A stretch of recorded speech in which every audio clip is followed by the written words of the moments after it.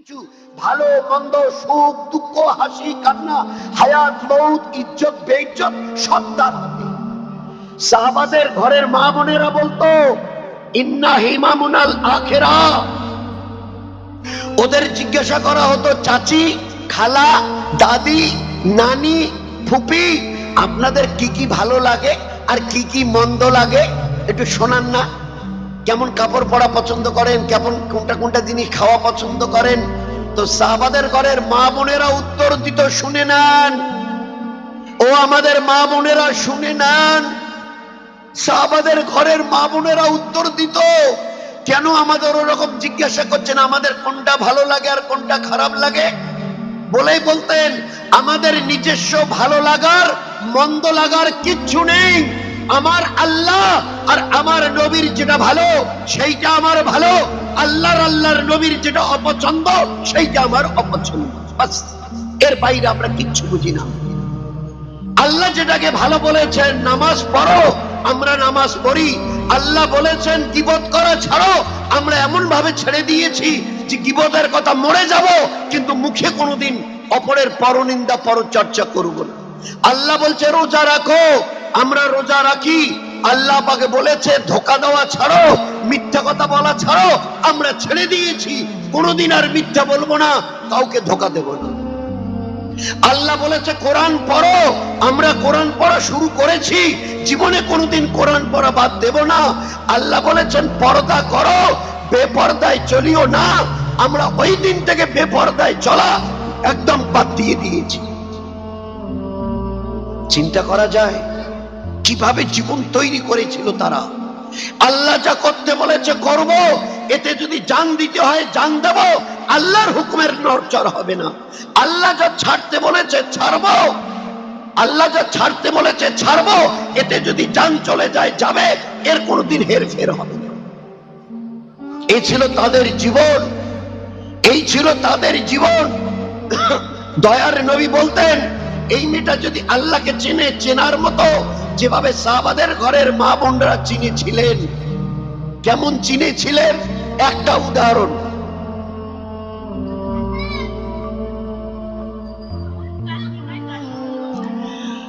মা আর বেটি, বুড়ি মা আর তার 12-13 বছরের মেয়ে, সংসারের দুজন। উটের দুধ বাচ্চাটা খেয়ে ফেলে, বাছুরটা খেয়ে ফেলেছে, অল্প একটু দুধ হয়েছে।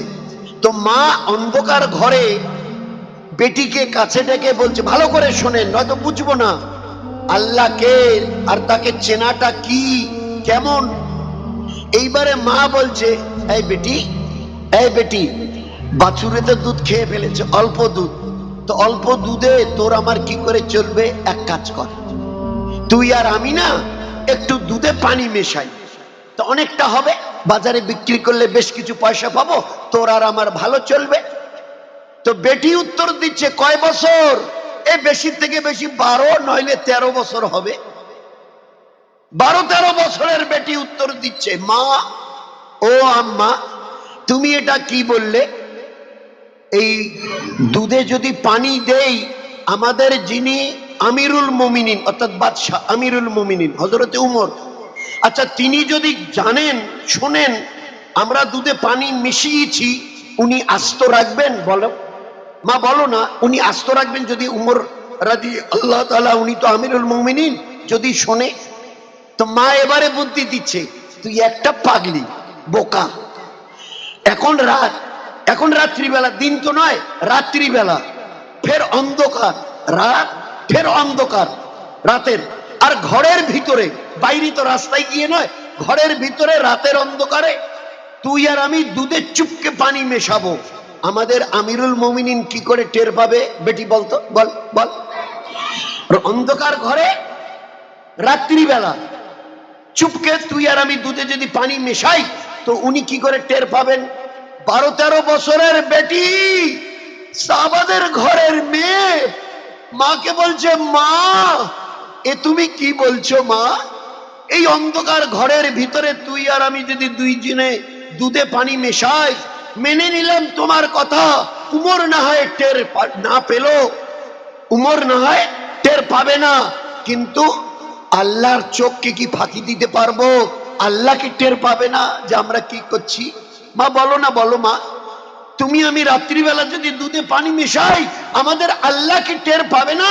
তিনি তো কোরআনে বলেছেন সামিউন বাসীর, আমি দেখি এবং শুনি, আমি খুব দেখি কোথায় কে কি করছো, দিনে রাতে অন্ধকারে সব আমি দেখতে পাই।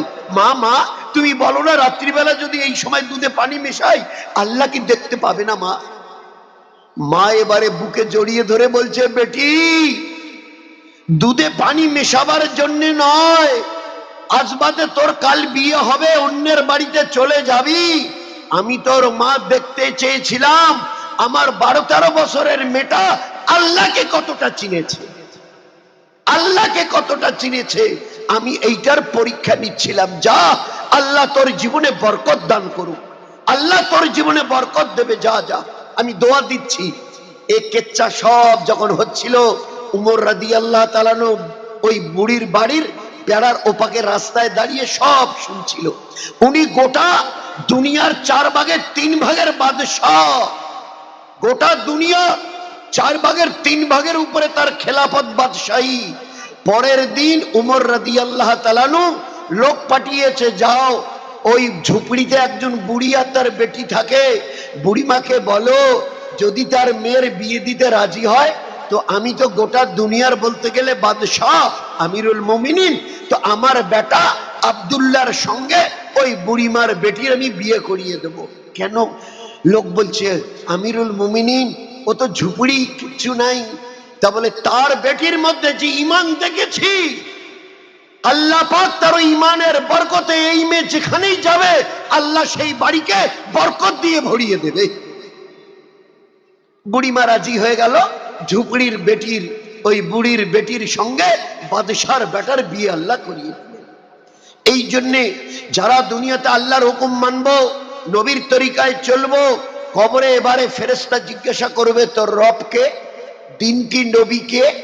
আল্লাহর নবী বলছেন, এ যদি দুনিয়াতে আল্লাহকে ঠিক মতো না চলে, না চেনে, তার হুকুম না মানে, নামাজ 5 ওয়াক্ত ঠিক মতো না পড়ে, রমজানের রোজা না রাখে, নিজের জবানের হেফাজত না করে, যদি নিজেকে পর্দা করা ফরজ যদি না করে, বাচ্চাদের যেভাবে সুন্নত তরিকায় তরবিয়াত করা যদি না করে, আর বাড়ির এবং তারির লোকের সঙ্গে নবীওয়ালা মিষ্টি মধুর আখলাক না দেখায়, আর 24 ঘন্টা সংসার জীবনে যে কাজগুলো সুন্নত তরিকায় করে ইবাদত করার দরকার যদি সে না করে থাকে, এ উত্তর দেবে লা আদরি। আপনারা এটা বলেন, কি উত্তর দেবে? লা আদরি। আপনারা বারবার বলেন এই জন্যে যে এইটা মনে পড়বে তখন, ওহো যদি আল্লাহর হুকুম না মানি, নবীর সুন্নত তরিকায় না চলি, তাহলে ওই সময় ওই মেয়েটা কবরে ফেরেশতা কি উত্তর দেবে? ফেরেশতা বলবে, বলতো নূরজাহান রবকে, দিন কি, নবীকে? এ উত্তর দেবে লা আদরি, আমি জানি না। আমার রবকে, নবীকে, দিন কি আমি জানি না, লা আদরি, জানি না। খালি এই ছোট্ট কথাটা লা আদরি বলা শেষ হলো, আল্লাহ বলবে, এ ফেরেশতারা ওই মেয়েটা কি উত্তর দিয়েছে শোনো নাই? ওর কবরে জাহান্নামের আগুন জ্বালিয়ে দাও। কেন? কেন না দুনিয়াতে 5 ওয়াক্তের নামাজ ঠিকভাবে পড়েনি, কখনো পড়তো কখনো ছাড়তো, রমজানের রোজা ঠিকভাবে রাখিনি, নিজের শরীরকে পর্দায় রাখিনি, কেন নবীর কথাও শুনিনি। তোমাদের চুল যদি অপর বেগানা পুরুষে দেখে, তোমাদের মাথায় যতগুলো চুল আছে এতগুলো সাপ জাহান্নামে আল্লাহ তৈরি করবে তোমাকে ঠকাবার জন্য। তোমাদের শরীরের যে জায়গা অপর বেগানা পুরুষ দেখবে, জাহান্নামের আগুন দিয়ে ওই জায়গা জ্বালিয়ে দেবে। এরা শোনে নাই? তো যদি দুনিয়াতে পর্দা না করে, জবানের হেফাজত না করে, যখনই আপনাদের এদিককার মেয়েরা হয়তো শীতেই হালকার, আর এই এলাকার আপনাদের মা বোনেরা আপনারা হয়তো করেন না, একটু বাইরে গিয়ে দেখেন, বাড়িতে, বাপের বাড়িতে, বিয়ে শাদীর বাড়িতে যখনই 2, 4, 5, 7টা মেয়ে একখানে হয়, তো সাহাবাদের মতো তো সালাম নাই, মাতে, মেয়েতে, শাশুড়ি, বউতে, বাড়িতে, নিজেদের বাড়িতে এঘর ওঘর সাহাবাদের মা বোনেরা যখন বাড়িতে করতো, তো শাশুড়ি ঘর থেকে বেরিয়ে বৌমাকে, বৌমা প্রথম শাশুড়িকে দেখলে শাশুড়িকে, এজা ওজাকে, বাড়িতে দিনে যে কতবার একে অপরকে সালাম দিত তার ইয়ত্তাই নেই। চিন্তা করা যায় আজ আছে ওই আমালগুলো? এ সাহাবাদের ঘরের মা বোনদের আমাল ছিল। মা বেটিকে, বেটি মাকে, শাশুড়ি বউ, বউ শাশুড়িকে সালাম দিত, হাতে হাত দিয়ে মুসাফা করত। বাড়িতে যতবার ছোট ছোট বাচ্চা 2, 3, 4, 5, 8, 10 বছরের ছেলে মেয়ে আছে, বাড়িতে এগর ওগর করতে যতবার দেখা হতো, মা দাদি যারা থাকতো সঙ্গে সঙ্গে আসসালামু আলাইকুম, আসসালামু আলাইকুম, আসসালামু আলাইকুম এতবার বাচ্চাদেরকে সালাম দিত যে 2, 4, 5, 7, 10 দিনের মধ্যে বাচ্চারা এমন ভাবে শিখে নিত, এদের বাড়িতে যাকেই তারা আসতে দেখতো দেখলেই বলতো আসসালামু আলাইকুম, হাত বাড়িয়ে দিত মুসাফারির জন্য। আজ আমাদের অবস্থা কি চিন্তা করেন তো? তো 5 ওয়াক্তের নামাজ পড়া ফরজ, ফরজে আইন। রমজান মাস আসছে 10 বছরের উপরে প্রত্যেকটা ছেলেমেয়ের জন্য রোজা রাখা ফরজ, ফরজে আইন। সাহাবাদের ঘরের মায়েরা শুনেনি, দুধ পিতা হুয়া বাচ্চাকে মা দিনের বেলা দুধ পান করাতেন না।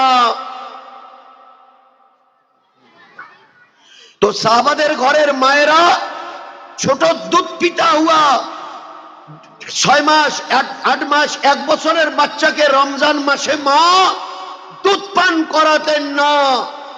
খিদায় যখন কাঁদতো মা তুলা তুলা বাচ্চার মুখে ভরিয়ে দিত। তো এই আমালগুলো, নামাজ, তেলাওয়াত, তাসবিহ, পর্দাপুশিদা, জবানের হেফাজত, বাচ্চাদের সুন্নত তরিকায়। আপনাদের কোনো বাচ্চার হাতে যখন কোনো খাবার দেন, বিস্কিট, কমলা, লজেন্স, বিসমিল্লাহ বলতে বলেন তো?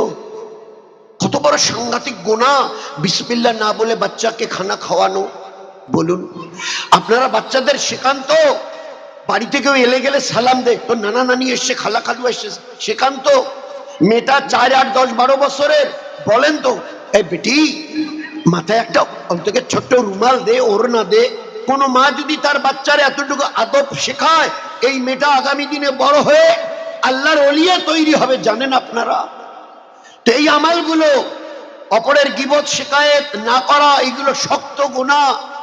এর থেকে যদি না বাঁচি তো আল্লাহর নবী কি বললেন? কবরে যাওয়ার পরে উত্তরে বলবে লা আদরি, আল্লাহ বলবে ফেরেশতারা ওর কবরে জাহান্নামের আগুন জ্বালিয়ে দাও। 2, 10, 20টা নয়, 99টা বিষাক্ত আজদাহা সাপ ওর কবরে পাঠিয়ে দাও। ওই মেটার কবরে 2 দিকের কবরের মাটি চাপ দাও। এই সাপগুলো এসে কি জিজ্ঞাসা করবে জানেন কবরে? এ নূরজাহান, ফজর পড়েছো? বলবে না, পড়ি নাই। বলছে 99টা সাপ একসঙ্গে ঠোকাবে, 70 হাত মাটির নিচে তলিয়ে যাবে। জোহরের টাইম